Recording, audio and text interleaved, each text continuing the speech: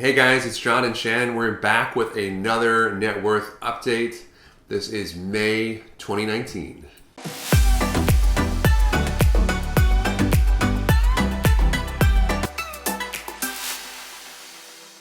So if you guys have been following along with this series, you know that we are taking you along on our journey towards financial independence back from when we graduated from college in 2008 with tons of student loans and tons of stress about money to the present where we are actually feeling pretty good about it. And we are taking you along for the ride. We are showing you our mistakes, lessons learned, and things that we did right, things that we would do differently as we explore our assets and liabilities and how they changed throughout these years. So this is a picture of us actually in the Himalayan mountains in Nepal. So this is from our honeymoon that we took at the beginning of 2019. We got married in 2017, but we didn't really take a honeymoon until this year. Because we were focused on saving money, financial independence. So we did an amazing trip. We'll do a video that we've been meaning to make about that. But we did a combined yoga and hiking excursion in Nepal for about a week and a half, even though we had never really done hiking and are not yoga enthusiasts by any means. But it was super awesome, very fun, and this is a picture from that experience. So let's move on to our debts. So in 2018, December, we had $265,000 in student loans, and in May, those had gone down to $260,000. We're slow paying our student loans at this point because they are at a very low interest rate and because we are prioritizing making other types of investments and paying down higher interest debt. Our car loan was finally paid off in 2019. I think the last payment was April 2019. So we went from having about $6,000 in the balance in that loan at the end of 2018 to nothing at the end of 2019, which I'm very, very, very happy about. We're going to keep this car forever. So probably the next car that we'll get will be when this car like literally explodes, hopefully not with us in it. So this car is going to be with us for a long time. So the credit card debt, we talked about in our previous video how aggressively we were trying to pay down our credit card debt.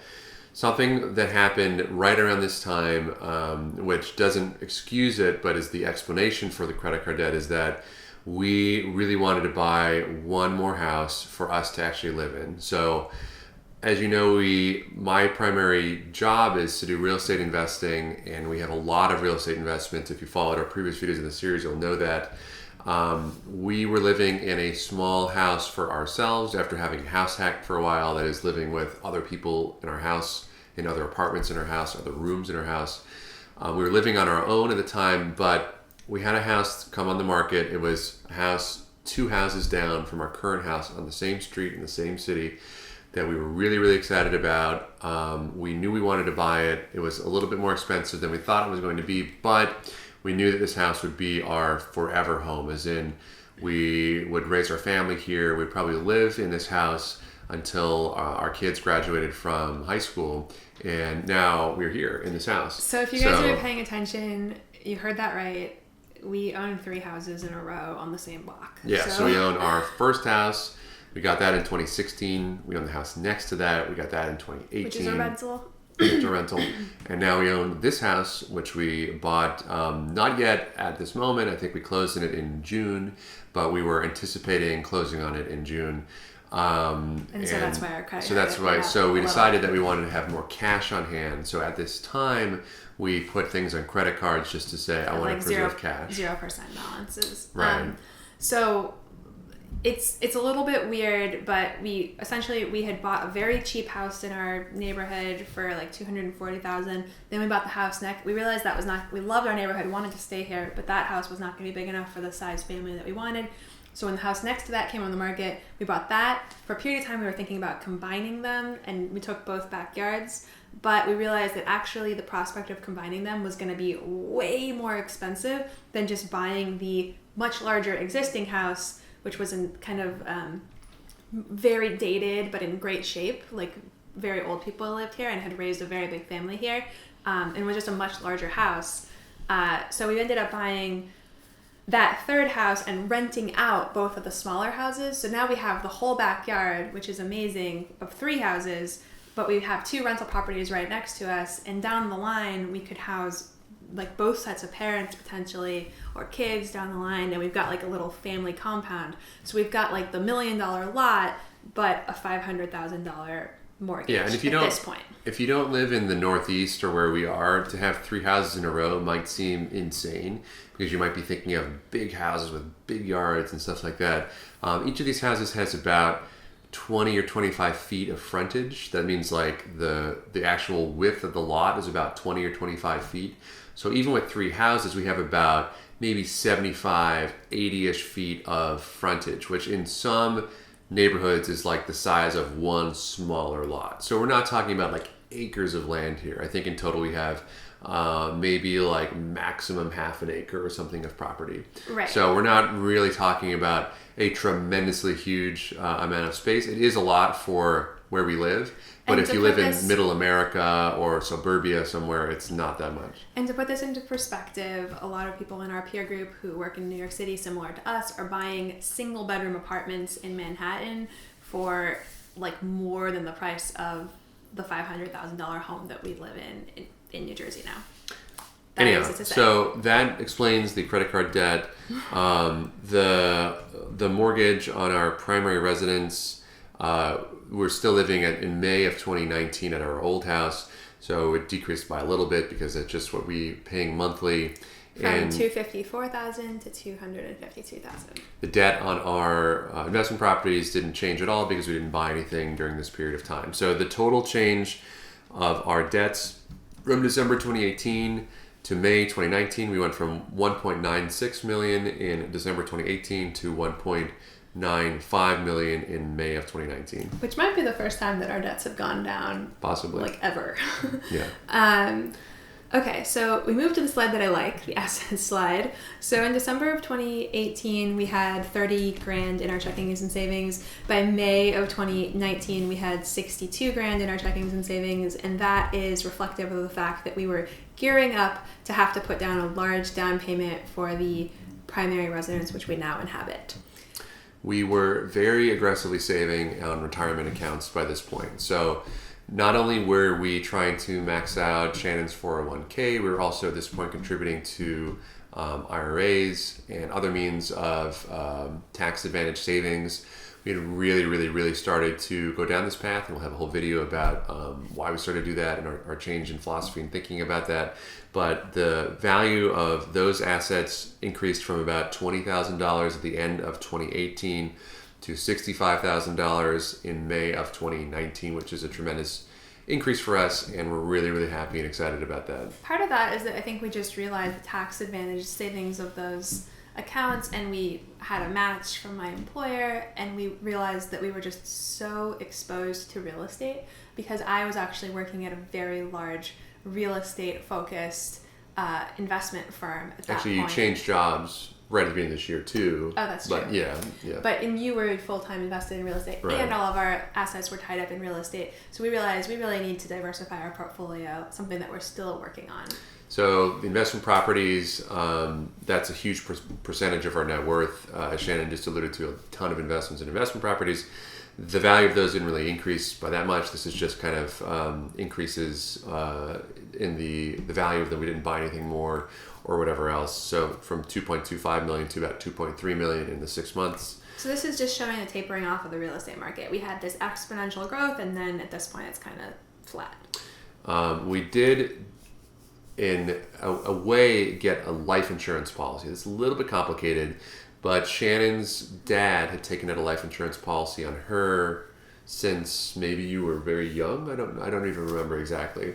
But through a lot of negotiation, we had decided that we would essentially take responsibility for this. My dad didn't want to continue paying for this life insurance policy, but he had been sold on the idea that this whole life policy was like a great investment and it was a great thing, and he kind of asked me whether or not I wanted to take over the payments on that and in return get like the cash value that had built up on that. And so we said yes at this point. At the time we said yes. We'll explain why we did that in a video maybe 1 or 2 after this. But yeah, so at the time we had this policy that had about a $10,000 cash value or something. And in exchange, we were making larger payments. We were making a payment on it each month. We did think the value of our house increased again because We had done some more work to our house. We're really familiar with this market because at this point we're about to own 3 houses on the same block. So we think this is reflective of probably the real value of our house at this point. We bought it very cheaply and put in a lot of renovation work to it. So we think that the house increased about $20,000 in this 6-month period. The value of our car went down another $1,000 in this 6-month or this 5-month period as cars do, from $11,000 to $10,000. I think we acquired a little bit of furniture, also in anticipation of moving into our new house. So that went up from $15,000 in December 2018 to $20,000 in May of 2019, for a total increase in our assets from $2.7 million in December of 2018 to $2.8 million in May of 2019. So putting that all together, this is the net worth sheet. This is the traditional calculation. We said this in every video, but we calculate net worth a little bit differently. This is the way that you'd calculate net worth that most people do. It's taking all of your assets and subtracting out all of your debts and liabilities. So in December 2018, we had about a $730,000 net worth by this calculation. In May of 2019, we had a net worth of almost $900,000, which is a change of about $160,000. That's humongous for us in a 6-month period of time. It's similar to what we did in the previous 6 months.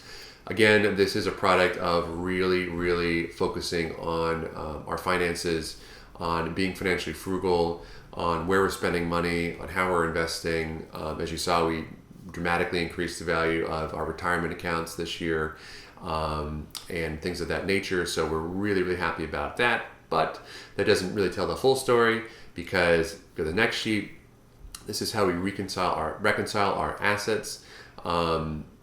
Do you want to talk about that? Yeah, we don't count the value of our house, the value of our car, or the value of our personal property in our assets when we're thinking about our net worth, because in a really bad, terrible situation where we had to sell everything we own and pay off all of our debts, we would not want to lose our house, car, and personal property as long as we are still around. So if you look at our reconciled assets for December of 2018, we had $2.3 million. And if you look at them for May of 2019, we had $2.4 million. So plugging that into the net worth calculator that we have for our conservative net worth, in December 2018, we had a conservative net worth of $345,000. In May of 2019, we had a net worth of $482,000, which is $137,000 change. Again, it's awesome. Really excited about that. This next chart shows our traditional net worth over time. So as you can see, it's been increasing for the past, really ever since we graduated from graduate school. And the last chart is our conservative net worth. This is kind of the number that we care about. And it has luckily been increasing also as well. And by this point, this is now only a couple months from now ago. We're really happy, really excited with where we are in our net worth journey. If you followed us the whole video, the whole series of videos up until this point, you know that we've had a tremendous change in our finances since we graduated from graduate school. And I'll say even really from college, because we graduated from college back in 2008, and we're now in May of 2019. So it's been 11 years. And we went from being so far in the hole in that time period and knowing so little about money and just really buying into the typical American dream of you've got to go to the best school that you get in, and then you've got to buy a nice car, and then you got to have nice stuff, and you got to have a nice wardrobe for your nice job, and you got to go to nice restaurants, and you got to go on the nice trips, and who cares if you have to put it on credit cards? You'll learn it later, don't worry. Retirement's for something to think about later. We went from being just frankly total idiots with money in this 11-year period to being really focused, laser focused on how do we increase our assets, decrease our liabilities, increase our prospects of retiring early. And I think this is around the time as we're approaching the, $500,000 mark in even the conservative calculation, where really for the first time in my adult life, I'm going to cry, but I am feeling okay about money. I'm feeling like everything's gonna be okay. And for really my entire life, up until that point, I had felt just an enormous amount of anxiety and terror around money. So this really feels like a good sort of place to pause and reflect on that character arc for us. For sure, yeah. We're going to continue this series. We have more to do. As we said in previous videos, we are doing more frequent updates because we've spent this whole series kind of updating you guys and where we're at now, and now we're finally getting into now. So we're hoping to do this every month or two, I would say, to keep you guys updated. We have one more to catch up to where we are now, and that's going to be a big one because it's the purchase of our forever home and a bunch of other stuff that we did. But and one other preview is that we have had like a little bit of a paradigm shift and almost a significant tilt in our values and our goals in the last couple months, where we have gotten really excited about debt pay down to the exclusion of making these sort of, you know, aggressive investments in real estate and things like that. So we are going to be talking about that, and we're going to be bringing you guys along on our debt pay down journey. And and let us know what you'd like to hear from us. Let us know your questions and your comments down below. And thank you so much for joining us on this journey. Until next time, do well and always make things better.